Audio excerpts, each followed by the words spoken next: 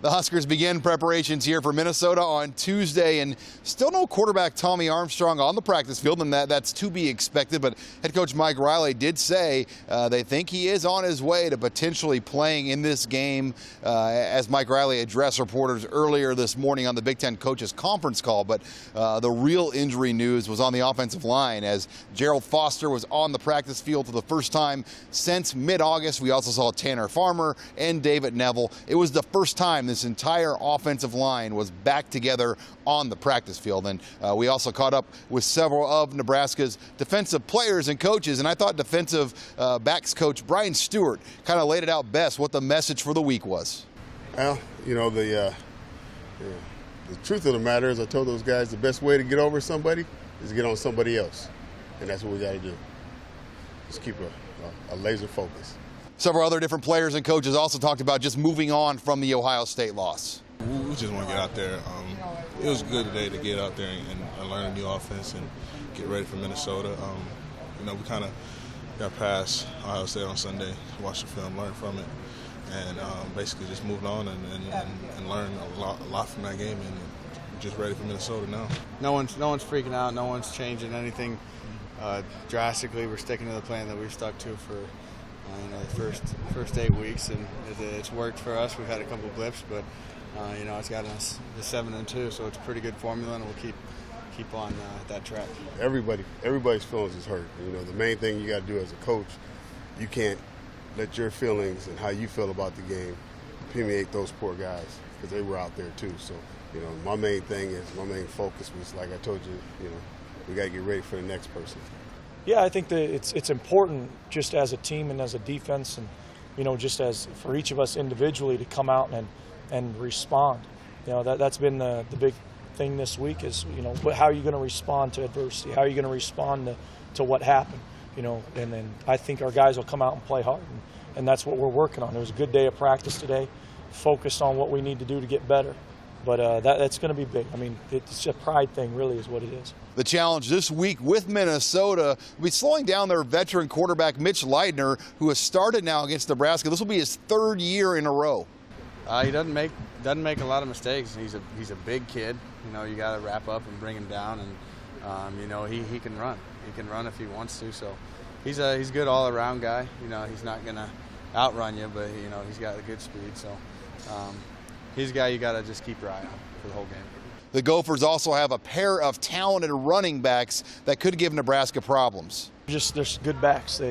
Number one, he's got some speed and quickness and a burst, so he presents some problems. And then 23 is a good back too. And then 22. So they got a stable of good backs that they rely on to run the ball, along with a very solid group up front. They run it like, 65, 70% of the snaps. How important, with that said, is it going to be for you guys in the rush defense this week? Yeah, it's going to be very important that we control the line of scrimmage. We do a good job when they run their pull schemes, that we're hitting them in the backfield and again, resetting the line of scrimmage so we can make plays and control that run game, because that's really what they're thriving off of these last 4 games.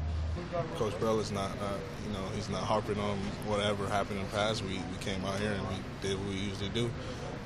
Prepping hard for a Big Ten team that's trying to come in here and run the ball. So, we prep for the double teams and everything like that, and we'll be ready. We'll be set for Saturday. Oh, it's refreshing to get off a basketball on grass.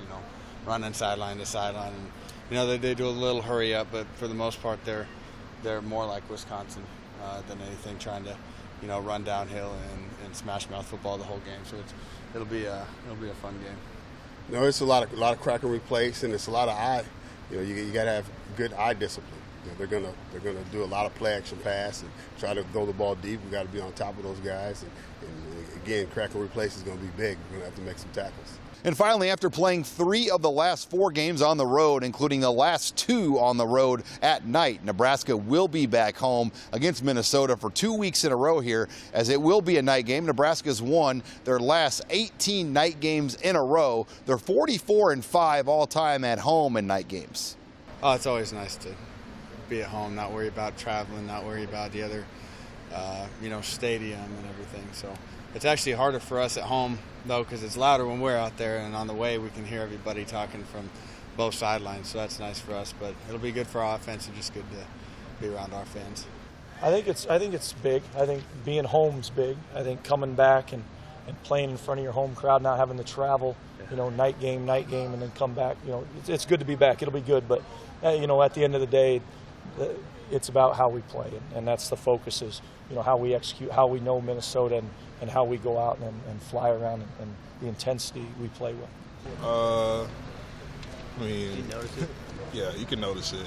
I think everybody drinks throughout the day and comes riled up at 6 at night, ready. So, we definitely feed off of that, and the intensity is really good at night.